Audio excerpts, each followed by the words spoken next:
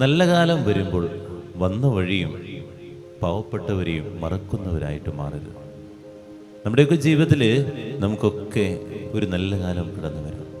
ഈ സമയത്ത് നമ്മൾ വന്ന വഴികൾ മറന്നു പോകുന്ന ചില വ്യക്തികളുണ്ട്.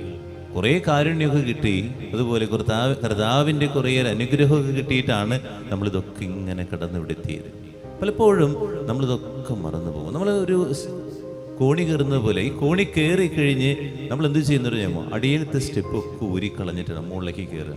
നന്ദിയില്ലാത്ത വ്യക്തികളെ പോലെ നമ്മളായിരിക്കും എന്നുള്ളതാണ്. ഇതാണ് രാജാവ് ആ ഭൃത്യന് 10,000 താലന്ത് ഇളച്ചു കൊടുത്തു.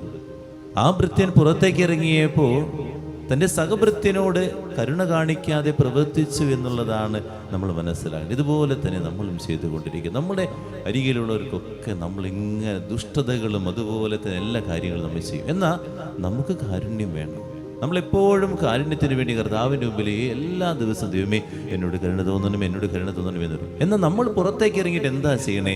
അതിരാവിലെ പ്രഭാതത്തിൽ വിശുദ്ധ കുർബാനയുടെ മുമ്പിൽ കൈകൾ കൊപ്പി പിടിച്ച് കാരുണ്യത്തിന് വേണ്ടി നമ്മുടെ കുടുംബത്തിന് അനുഗ്രഹിക്കുന്നതിന് വേണ്ടി നമ്മൾ പ്രാർത്ഥിച്ചുകൊണ്ടിരിക്കും. എന്നാൽ ഇവിടെ നിറങ്ങിയിട്ട് ഞാൻ ദൈവം തന്ന കാരുണ്യം കൊടുക്കുന്നുണ്ടോ എന്നുള്ളതാണ് നമ്മൾ ചിന്തിക്കേണ്ടത്.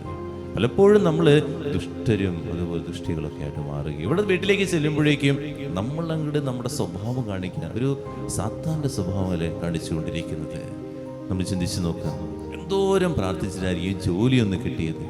ആ ജോലി കിട്ടി കഴിയുമ്പോൾ ആര് തന്ന ജോലി? ദൈവം തന്ന ജോലിയാണ്. അതിൽ നിന്ന് നമ്മൾ സമ്പാദ്യമൊക്കെ കിട്ടി നമ്മുടെ കുടുംബം ഇപ്പോൾ ഒരു നല്ലൊരു സ്റ്റേബിൾ എത്തിക്കഴിയുമ്പോൾ ആരെങ്കിലും ഒരു പാവപ്പെട്ട വ്യക്തി നമ്മുടെ മുമ്പിൽ കൈ നീട്ടുമ്പോൾ എൻ്റെ കയ്യിലൊന്നും ഇല്ലെന്ന് പറഞ്ഞ് നമ്മൾ ആട്ടി ഓടിക്കുമ്പോൾ ഓർക്കുക, ദൈവം കരുണ നൽകിയതാണെന്നുള്ളതാണ്. അതുപോലെ അച്ഛന്മാര് സിസ്റ്റേഴ്സ് ആകാം, ദൈവത്തിൻ്റെ കരുണ കൊണ്ട് നമുക്കിപ്പോൾ നമ്മളൊരു നിലയിലെത്തി, നമ്മളിവിടെ ദൈവികമായ ഒരു പദ്ധതിയിൽ നമുക്ക് കടന്നു പോകുന്നു.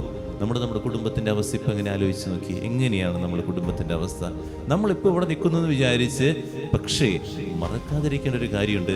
ദൈവം എന്നോട് കരുണ കാണിച്ചത് നമ്മൾ മറക്കാതിരിക്കരുത്. അതുകൊണ്ട് ആ ഭൃത്യനെ പോലെ നമ്മൾ ഒരിക്കലും ആകരുത്. കർത്താവിൻ്റെ സന്നിധിയിൽ കൈകൂപ്പി പിടിക്കുകയും എന്നാൽ കർത്താവിൻ്റെ സന്നിധിയിൽ നിന്ന് പുറത്തേക്ക് ഇറങ്ങിയ സമയത്ത് കൈകൾ മാറ്റിപ്പിടിക്കുന്ന വ്യക്തിയായിട്ട് മാറാതിരിക്കാൻ പ്രാർത്ഥിക്കാം.